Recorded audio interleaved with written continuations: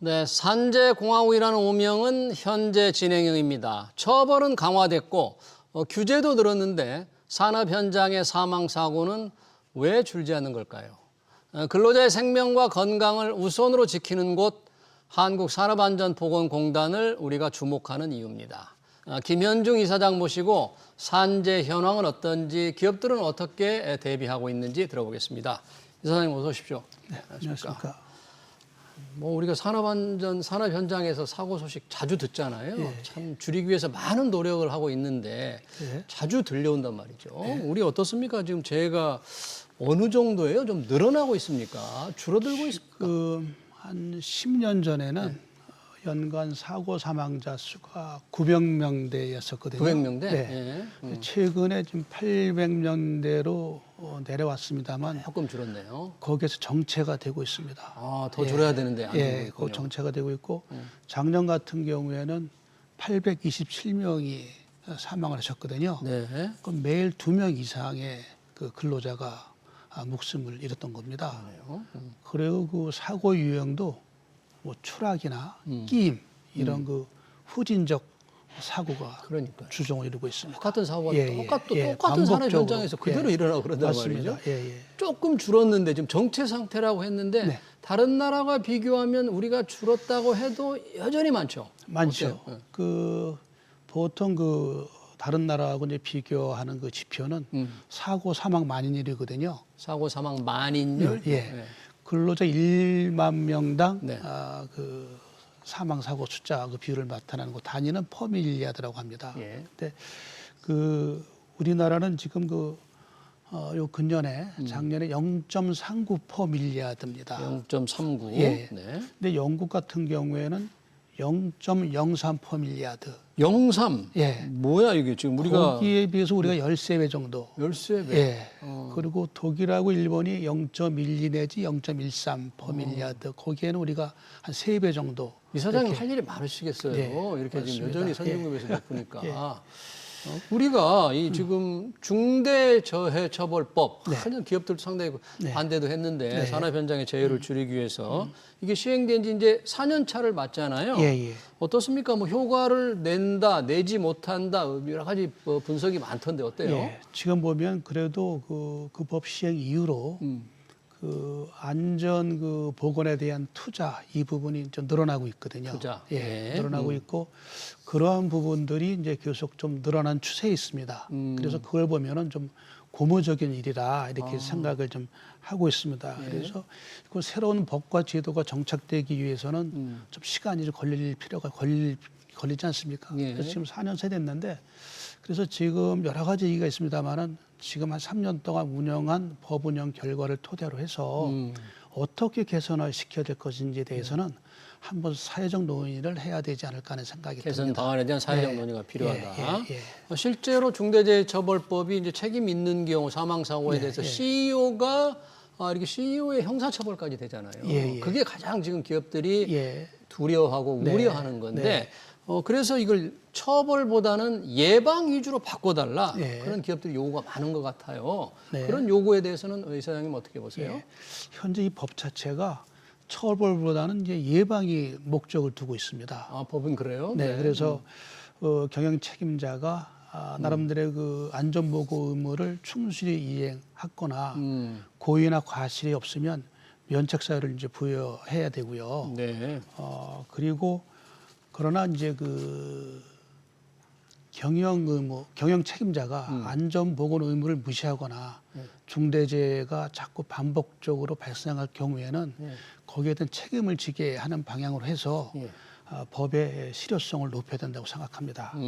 예. 그렇군요. 고의나 과실이 네. 없으면 책임을 안 지우는 거죠. 예. 네. 그런데도 기업들은 자꾸 이제 예방 위주로 더 해야 된다, 처벌만 하려고 하니까 우리가 다 어떻게 대비도 다 했는데도 사고가 뭐 어떤 최고 경제의 책임만으로 과실만으로 생기는 게 아니지 않느냐 그런 걱정을 많이 하잖아요. 그런 걱정을 많이 하죠. 많이 하는데 이제 이 또 다른 편에서 보면 그런 부분에 좀 압박이 있어야 거기에 관심을 가지고 무언가 설비 투자라고 해야 되지 하지 않느냐 이런 관점도 있는 거죠. 그래서 그런 부분에 대해서 좀 개선점에 대해서 한번 사회적 논의는 좀 필요하다고 봅니다. 네.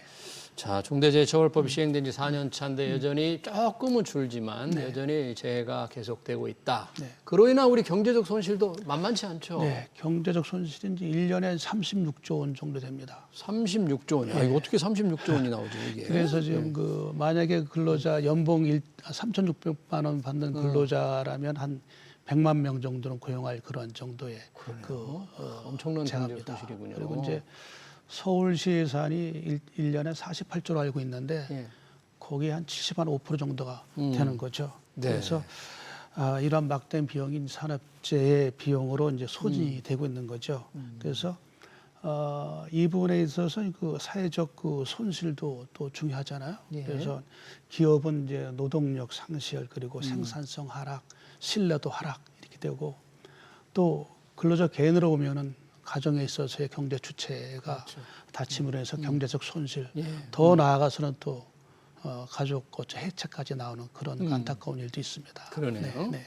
경제적 손실만 해도 36조라고 하니까 정말 이 사고를 줄이기 위한 노력 산업 현장에서도 많이 일어나야 될 텐데 사고가 보면 네. 얼마 전에도 그런 것이 같은 기업 현장에서 같은 공사장이 일어난단 말이죠. 예, 예. 비슷한 사고가 유형의 사고가 계속 일어난다. 이건 네. 왜 그럴까요? 이게? 사업주든 근로자든 그 안전수칙 이런 부분을 철저하게 지켜야 되는 게 원칙이거든요. 네. 원칙인데 저는 이렇게 봅니다. 그 사업주든 근로자든 인간은 실수하는 존재다. 그렇죠. 이거를 인식해야 된다고 생각합니다. 실수하는 예. 존재다. 그래서 왜냐하면 예를 들어서 지금부터 지금 한 5년 동안, 10년 동안 사고가 없었다. 예. 그럼 그러니까 올 1년도 사고가 없을 것이다. 이거 잘못된 생각이다 이거죠. 지금까지 사고가 안 났기 때문에 올 1년은 오히려 사고 날 확률이 높다. 이렇게 보고 접근을 해야 된다는 대비를 해야 되는데. 예. 그래서 그러한 부분에 대해서 설비 투자를 하고 해야 되는데 그렇지 않으니까 자꾸 문제가 생기는 거거든요. 그래서 저희는 그렇습니다. 안전 분야에 있어서 그 수학을 얘기하면 1000 빼기 1은 999가 아니고 0이다. 0이다. 예. 하나만 실수를 해도 사망이 그렇죠. 사고가 발생할 수 있다. 그런 뜻이에요. 그렇죠. 그래서 사업주나 근로자나 1000 빼기 1은 0이 아니라 999가 되도록 노력을 해야 된다. 저희 공단도 그렇게 하려고 노력을 하고 있습니다.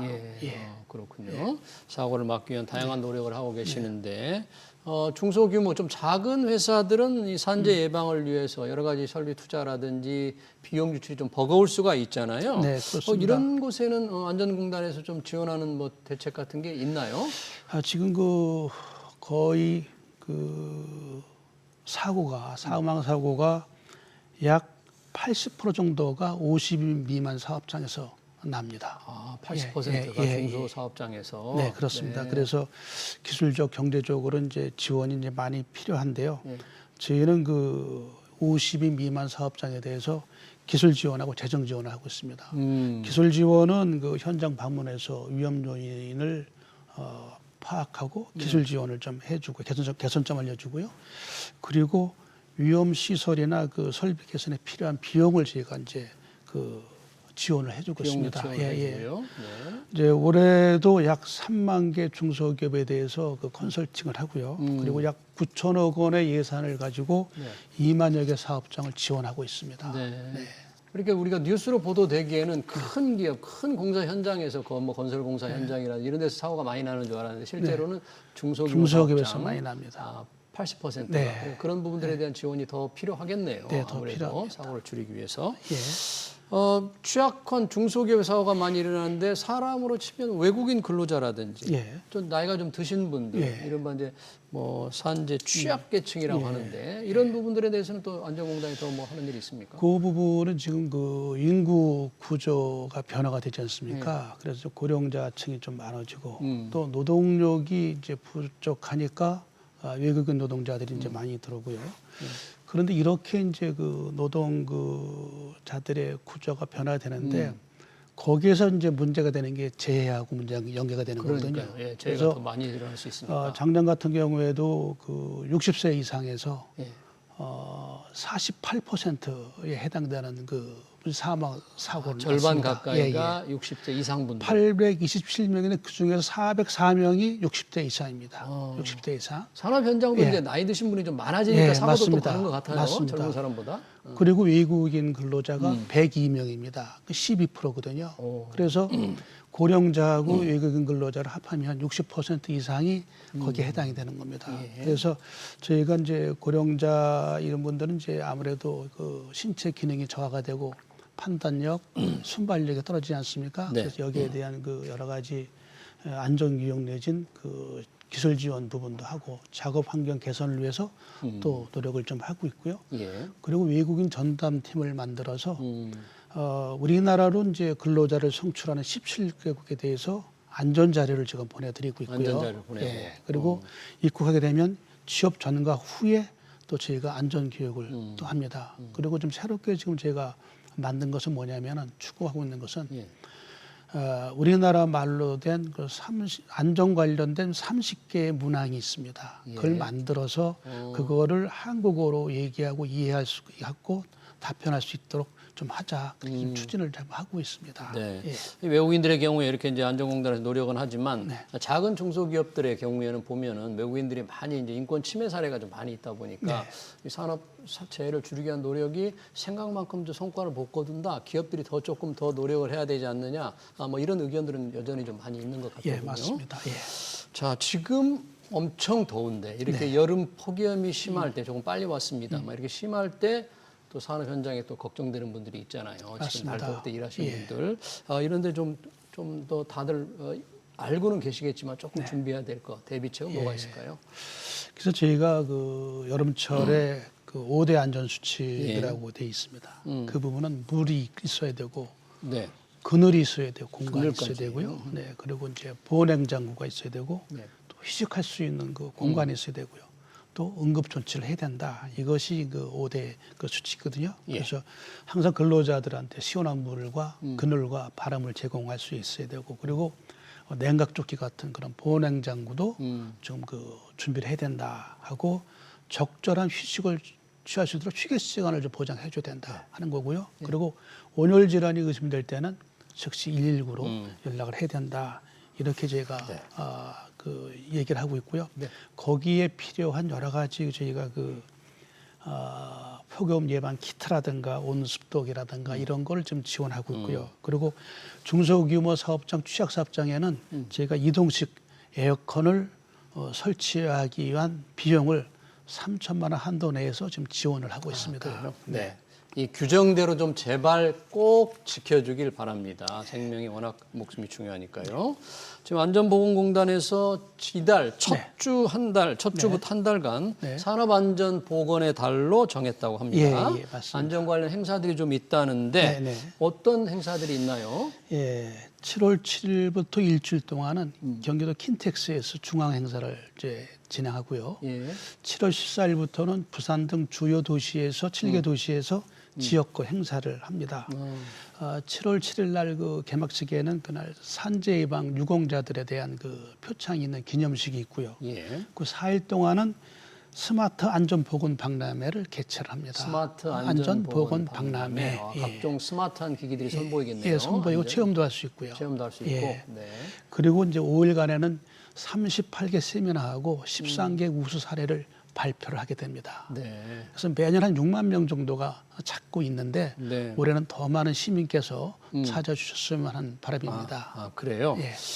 자, 이 안전보건 관련 여러 가지 얘기가 있는데 우리도 좀 K 산업안전보건을 강조하신다는데 안전이 다른 나라에 비해서 좀 떨어지는데 이 앞에다 K를 좀 붙이니까 약간 좀 어색한데 어떤 내용인가요? K 안전보건인가요? 글쎄요, 우리나라가 그 뭐 K 컬처, K 방산 여러 가지 이제 이렇게 되지 않습니까? 한국을 대표하는 건데 자, 우리도 이제는 그 안전보건을 우리나라가 세계를 좀 선도할 수 있는 그런 방향으로 가자. 그래서 제가 지금 주장하는 것은 10년 내에 세계 제1의 산업안전보건 국가가 되자. 10년 내? 네.